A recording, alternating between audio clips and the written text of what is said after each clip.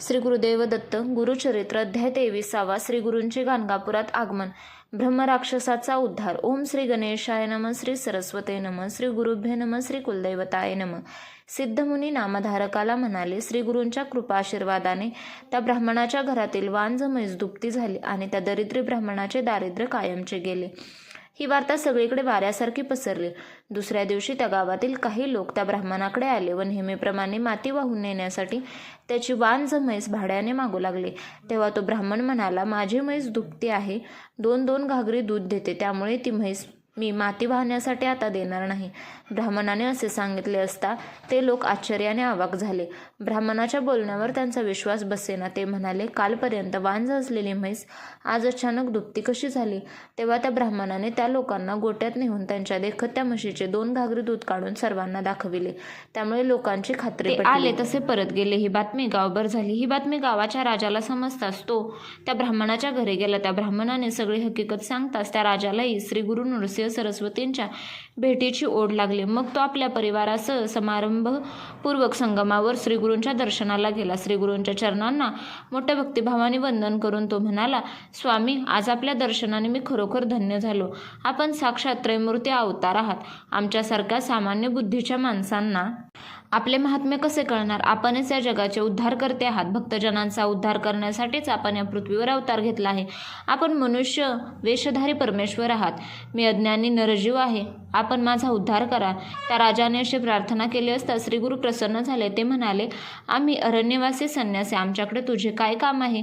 तू आपल्या परिवारासह येथे कशासाठी आला आहेस? तुला काय हवे आहे? त्यावर तो राजा हात जोडून म्हणाला, आपण भक्तजनांचा उद्धार करणारे प्रत्यक्ष नारायण आहात. भक्तांच्या उद्धारासाठीच आपला अवतार आहे. आपण सेवना वासात का राहता?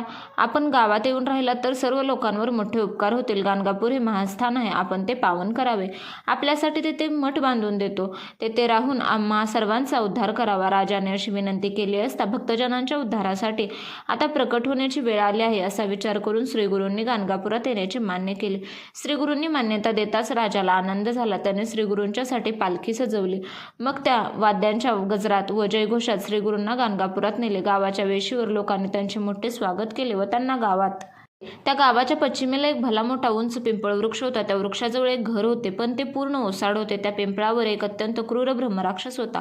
तो माणसांना ठार मारून खात असे. सर्व लोकांना त्याची भीती वाटत असे. त्यामुळे त्या घरात कोणीही राहत नसे. श्रीगुरूंची पालखी त्या घराजवळ येताच तो ब्रह्मराक्षस पिंपळावरून खाली आला व श्रीगुरूंच्या पाया पडून हात जोडून म्हणाला, स्वामी, माझा उद्धार करा. मी घोर अंधारात बुडालो आहे. आज आपले दर्शन होताच माझी पूर्वजन्मातील सर्व पापे जळून भस्म झाले आहेत. आपण प्राणीमात्रांवर दया करणारे आहात, म्हणून माझा उद्धार करा. मी आपणास शरण आलो आहे. श्रीगुरूंनी त्याची आर्तता ओळखली. त्याने मस्तकावर वरदहस्त ठेवला. त्या क्षणी त्याला मनुष्यरूप प्राप्त झाले. त्याने श्रीगुरूंच्या चरणांवर लोळण घेतले. श्रीगुरू त्याला म्हणाले, तू ताबडतोब संगमावर जा, तेथे स्नान कर. तू मुक्त होशील. तुला पूर्वजन्म मिळणार नाही. श्रीगुरूंनी असे सांगताच तो ब्रह्मराक्षस भीमांबराच्या संगमावर गेला. तेथे स्नान करताच तो मुक्त झाला. हा चमत्कार पाहून आश्चर्यचकित झालेले लोक म्हणाले, अहो, आपल्या गाणगापुरात आलेले स्वामी साक्षात त्रैमूर्ती ब्रह्मा विष्णू महेश आहेत. आपले भाग्य थोर, म्हणूनच त्यांचे चरण दर्शन लाभले. राजाने गाणगापुरात श्रीगुरूंसाठी सुंदर मठ बांधून दिला. गुरु त्या मठात राहू लागले. राजा दररोज मोठ्या भक्तिभावाने यथासांग पूजा अर्चा करीत असे. श्रीगुरू नित्यनियमाने रोज अनुष्ठानासाठी संगमावर जात असत व माध्यान्हकाळी मठात परत येत असत. कधी कधी तो राजा श्रीगुरूंना पालखीत बसवून राजेशाही थाटा संगमावर नेत असे व परत आणत असे. वास्तविक श्रीगुरूंना असल्या थाटामाटाच्या ऐश्वर्याची काहीच आवश्यकता नव्हती, पण तो राजा मोठा श्रद्धाळू भाविक होता. श्रीगुरूंचा भक्त होता. परमेश्वर भक्तधीन असतो, म्हणून श्रीगुरू राजाला समाधान वाटावे त्याच्या इच्छेला मान देत असत. श्रीगुरू मठात आल्यापासून त्यांची कीर्ती सर्वत्र होऊ लागली. त्यावेळी कुमसी नावाच्या गावात त्रिविक्रमी भारती नावाचा एक वैदिक तपस्वी ब्राह्मण होता. ताणणारा होता. तो श्रीगुरू नृसिंहांचा परमभक्त होता व तो नित्य नृसिंहांची मानसपूजा करीत असे. श्रीगुरू नृसिंह सरस्वतींची कीर्ती त्याच्या कानावर आली. तो स्वतःशीच म्हणाला, हा गाणगापुरात आलेला संन्यासी मोठा धांबिक वाटतो. हा स्वतःला संन्यासी म्हणवितो आणि राजाच्या पालखीतून मिरवतो. याला काय म्हणावे? खरं संन्यासाला या डामडौलाची पालखीची काय गरज? हा त्रिविक्रम भारती आपली निंदा करतो हे श्रीगुरूंनी अंतर्ध्यानाने ओळखले. मग त्यांनी त्याला भेटण्याचे ठरवले. ही हकीकत सांगून सिद्धयोगी नामधारकाला म्हणाले, नामधारका, यानंतर एक अपूर्व कथा घडली. मी ती तुला सविस्तर सांगतो.